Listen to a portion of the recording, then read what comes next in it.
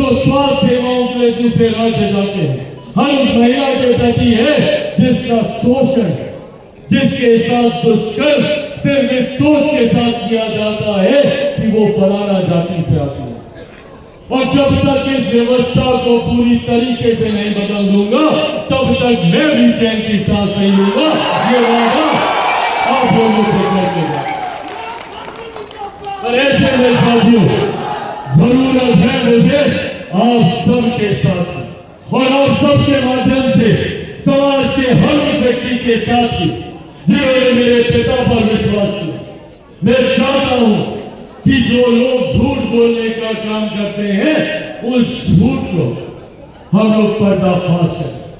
साथियों, चुनाव आते हैं, बड़ी बड़ी झूठी बातें विपक्ष के द्वारा की जाती है। चुनाव के वक्त क्या क्या कहा गया था? आरक्षण को समाप्त कर दिया जाएगा, संविधान की हत्या कर दी जाएगी। मेरे नेता ने भी इस बात को कहा था, मैं पूरा दोहराता हूं। मेरे पिता भी किसी भी गठबंधन का हिस्सा रहे हो, उनकी एक भूमिका तय थी और उसी भूमिका में आज चिराग पासवान भी है। मैं किसी भी गठबंधन में रहूं, मैं किसी भी गठबंधन में रहूं, आप लोगों के पहरेदार की भूमिका में मैं उस गठबंधन में। और जब तक चिराग पासवान उस गठबंधन में है, आप लोगों को अपने हक अधिकारों की चिंता के लिए सोचने की जरूरत नहीं है।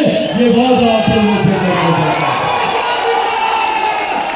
और जिस दिन चिराग पासवान को लगेगा कि गठबंधन में मेरे लोगों के साथ अन्याय हो रहा है या गठबंधन में हम लोगों की बातों को सुना नहीं जा रहा, तो मेरे पिता ने भी एक मिनट नहीं सोचा था मंत्री पद को लात मारने से पहले अगर मुझे लगेगा तो किसी लायक नहीं होगा।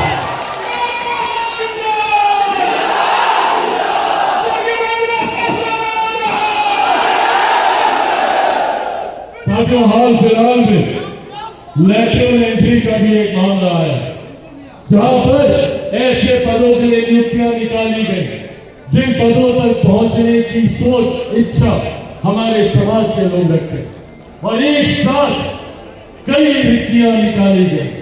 उस वक्त भी आप लोगों का पहरेदार होने के नाते चिराग पासवान डंके की चोट पर अपनी ही सरकार के सामने न सिर्फ खड़ा होने का काम किया, बल्कि प्रधानमंत्री जी से आप लोगों की समस्या पर चर्चा भी करने का काम किया।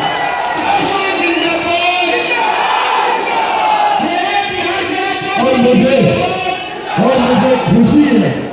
मुझे खुशी है कि मेरे प्रधानमंत्री आदरणीय नरेंद्र मोदी जी ने न सिर्फ उन बातों को समझने का काम किया, न सिर्फ समाज की चिंताओं को सुनने का काम किया, बल्कि उस पर तुरंत अमल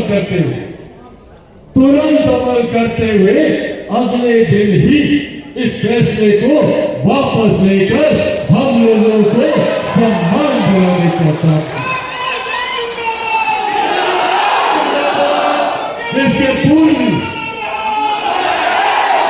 इसके पूर्व संभवतः अगर साल मुझे ठीक से याद है 2019 की शायद ये बात है, 18-19 अनुसूचित जाति जनजाति अत्याचार निवारण विधेयक को लेकर एट्रोसिटी एक्ट में माननीय न्यायालय के द्वारा कुछ डाइल्यूशन कर दिया गया था, उसको कमजोर करने का प्रयास किया गया था इस कानून को। उस वक्त मेरे नेता, मेरे पिता आदरणीय रामविलास पासवान जी जीवित थे, तब भी हम लोगों ने मजबूती से सरकार के समक्ष अपनी बातों को रखा, और तब भी हमारे प्रधानमंत्री आदरणीय नरेंद्र मोदी जी ने हमारे समाज की पीड़ा को समझकर तुरंत उस कानून को यथास्थिति में पुनर्स्थापित करने का काम किया।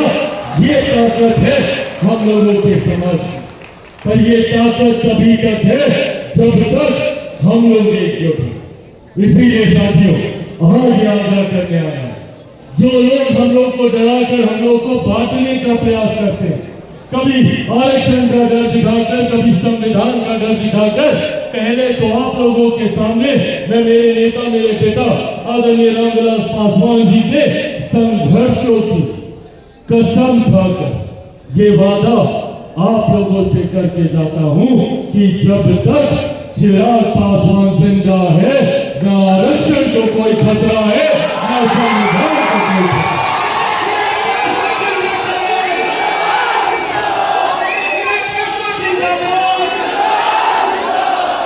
और खतरा है तो विपक्ष की इस बांटने की रणनीति से, खतरा है तो इस बंटवारे की राजनीति से। इसीलिए साथियों, याद रखना, एकजुट रहे, एकत्रित रहे, समाज का कोई